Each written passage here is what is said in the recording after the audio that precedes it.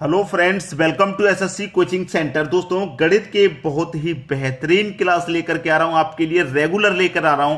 अगर आपको टाइमिंग नहीं पता है हमारे वीडियोस का कि कब वीडियोस अपलोड होते हैं, तो मैं आपको बता देता हूं कि सुबह के 11 AM यानी कि सुबह के 11 बजे, दोपहर के 3 बजे जरूर 100% वीडियो आएगा, ये दो टाइमिंग पर। ठीक है। और एक टाइमिंग और है रात को 8 बजे का, तो इस पर कभी कभी वीडियो अपलोड हो रहा है अभी रात को 8 बजे, कभी मिसिंग भी हो रहा है, कभी अपलोड भी हो रहा है। ठीक है, 8 बजे भी चेक कर लिया करें, लेकिन 11 बजे और 3 बजे तो आपको 100% वीडियो मिलेगा ही मिलेगा हमारे चैनल पर, एसएससी कोचिंग सेंटर पे। अब देखिए प्रश्न क्या कह रहा है। ए तथा बी की औसत आय 200 रुपए है, सी तथा डी की औसत आय 250 रुपए है। ए बी सी डी की औसत आय क्या होगी? ए और बी, ठीक है, इनकी औसत आय कितनी है? 200 रुपए है। ए और बी कितने व्यक्ति हैं भैया? के दो व्यक्ति हैं, दो की औसत आय 200 है, तो इनका योग कितना हो जाएगा? 2 का गुना 2 से कर दूंगा तो 4, मतलब 400 इनका योग हो जाएगा।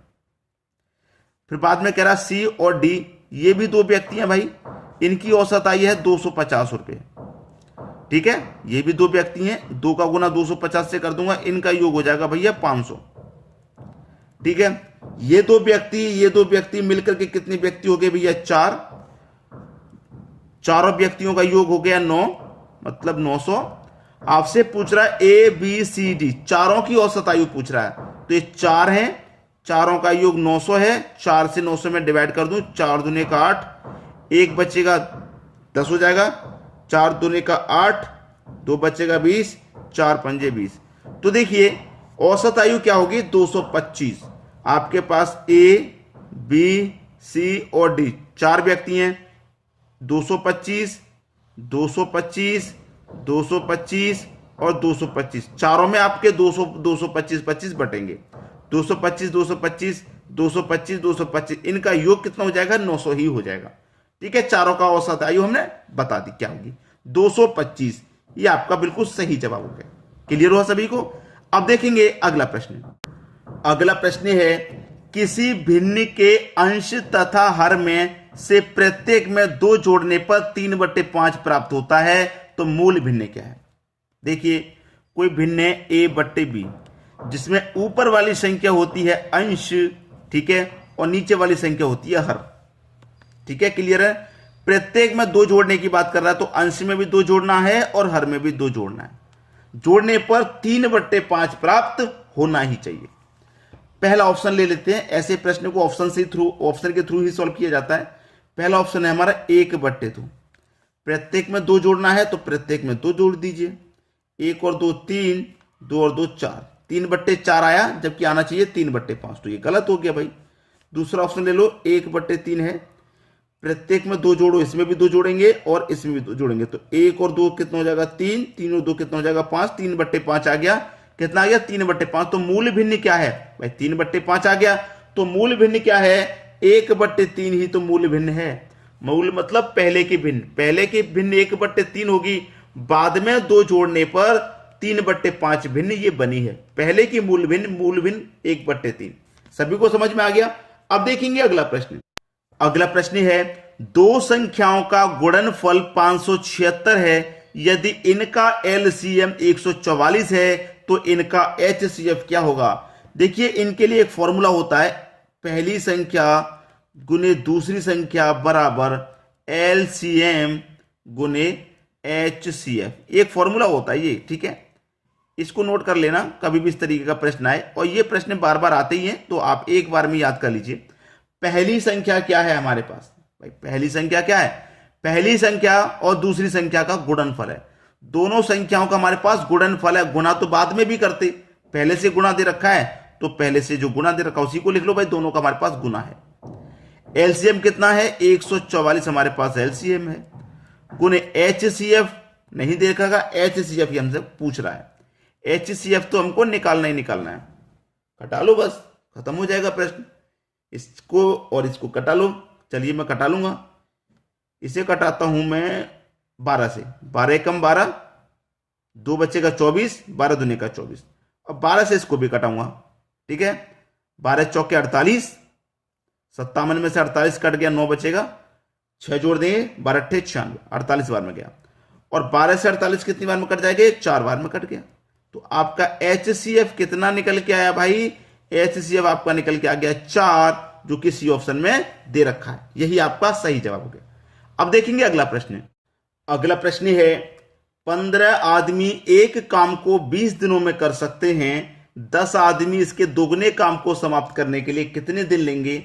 एक फॉर्मूला होता है M1 D1 और T1 पूरे का बटा W1 बराबर M2 D2 T2 पूरे का बटा W2। M का मतलब है व्यक्ति, कार्य करने वाली कोई भी चीज हो, तो कितने मेन है? 15। T का मतलब दिन, 20 दिन ले रहे हैं भाई। टाइम नहीं दे रखा तो T को छोड़ देंगे।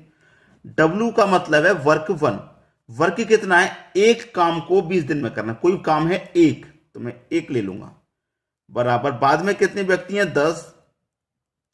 इसके दोगुने काम को समाप्त करने के लिए यहां पे वर्क 1 है और यहां पे वर्क कितना है? 2 गुना है, तो 2 ले लेंगे। समाप्त करने के लिए कितने दिन लेंगे? मतलब D2 पूछ रहा है, ठीक है, D2 पूछ रहा है। 2 से 10 कटेगा 5 बार में, 5 चौके 20, 15 चौके 60, ठीक है। D2 कितना निकल के आ गया भैया? 60 दिन निकल के आ गया, यानी कि बी ऑप्शन बिल्कुल सही जवाब। कोई ज्यादा मुश्किल थोड़ी ना होती है प्रश्नों में। अब देखेंगे अगला प्रश्न। अगला प्रश्न है यदि अंकों का योग 15 है और अंतर 3 है तो वह अंक क्या है? भाई अच्छा सा प्रश्न है, ये तो हो भी गया। योग 15 होना चाहिए, उनका अंतर 3 होना चाहिए, तो वो संख्या क्या है? वो अंक क्या है? अंकों का योग 15 है, तो पहले ऑप्शन में देख लो किन अंकों का योग 15 है। 8 और 7 15, 6 और 9 15, 5 और 10 15, 3 और 12 15, सभी का योग 15 है। अंतर 3 आना चाहिए। 8 का 7 का अंतर 1, 6 का 9 का अंतर 3, 5 का 10 का 5, 3 का और 12 का 9, अंतर 3 आना चाहिए। तो 6 का और 9 का ही तो अंतर 3 आ रहा है भाई, यही हमारा सही हो गया। बस खत्म, इसमें तो आपको पेन और पेपर की भी जरूरत नहीं पड़ी। अब देखेंगे अगला प्रश्न। अगला प्रश्न है किसी वस्तु को 1920 रुपए में बेचने पर अर्जित लाभ का प्रतिशत उसी वस्तु को 1280 रुपए में बेचने पर हुई हानि के प्रतिशत के बराबर है, तो वस्तु को कितनी मूल्य में बेचा जाए कि 25% का लाभ हो?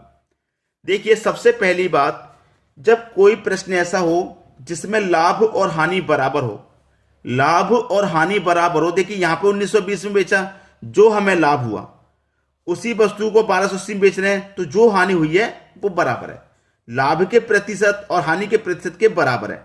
तो हानि प्रतिशत और लाभ प्रतिशत कभी भी बराबर हो तो दोनों मूल्य को जोड़ के 2 से डिवाइड कर दो। 1920 प्लस 1280 दोनों को जोड़ के 2 से डिवाइड कर दो। 1920 1280 ये आ जाएगा 3200, 2 से मैं डिवाइड कर दूंगा, ये आ जाएगा आपका 1600। ये तो निकल के आ गया मूल्य, क्रय मूल्य जो होता है। अब इसमें ये कह रहा है कि वस्तु को कितने मूल्य में बेचा जाए कि 25% का लाभ हो। अब ये जो 1600 रुपया है हमारा, ये तो पूरे 100% का मान है कि नहीं? और 25% का लाभ कब होगा? जब हम 100% की चीज को 25% जोड़ के बेचेंगे, यानी कि 25% ज्यादा में बेचेंगे। तो 100 पे भाई 25% का लाभ जब भी तो होगा जब 100 की चीज को 125 में बेचेंगे, तो 125 में बेचेंगे 100 की चीज को, तभी तो 25% का लाभ होगा। परसेंट का मतलब बटे में 100, 2 जीरो से आपके ये 2 जीरो कट गए, 16 का और 125 का गुना कर दो, ये आ जाएगा आपका 2000। ठीक है भाई, 16 पंजे 80, 80 का जीरो कैरी का 8, 16 दुने का 32, 8 जोड़ेंगे तो 40, 40 का जीरो फिर से कैरी का 4, 16 कम 16 कैरी का 4 20, 2000 हो गया। पहला ऑप्शन बिल्कुल सही। उम्मीद करूंगा सभी को प्रश्न आसानी से समझ में आ गए। इस तरीके के प्रश्न आपको और भी चाहिए, आप हमारे चैनल की प्लेलिस्ट को खोल करके देख लीजिए, वहां पर आपको सभी एग्जाम से रिलेटेड क्वेश्चन मिलेंगे, सभी चैप्टर से। ठीक है, सभी बुक को वहां पर सॉल्व किया गया है। अलजेरा हो, चक्रदेव ब्याज हो, साधारण ब्याज हो, औसत हो, कुछ भी आपको पढ़ना है प्लेलिस्ट खोलिए, सभी प्लेलिस्ट आपको मिल जाएंगी, वहां से आप अच्छे से सीख पाएंगे। ठीक है दोस्तों, धन्यवाद।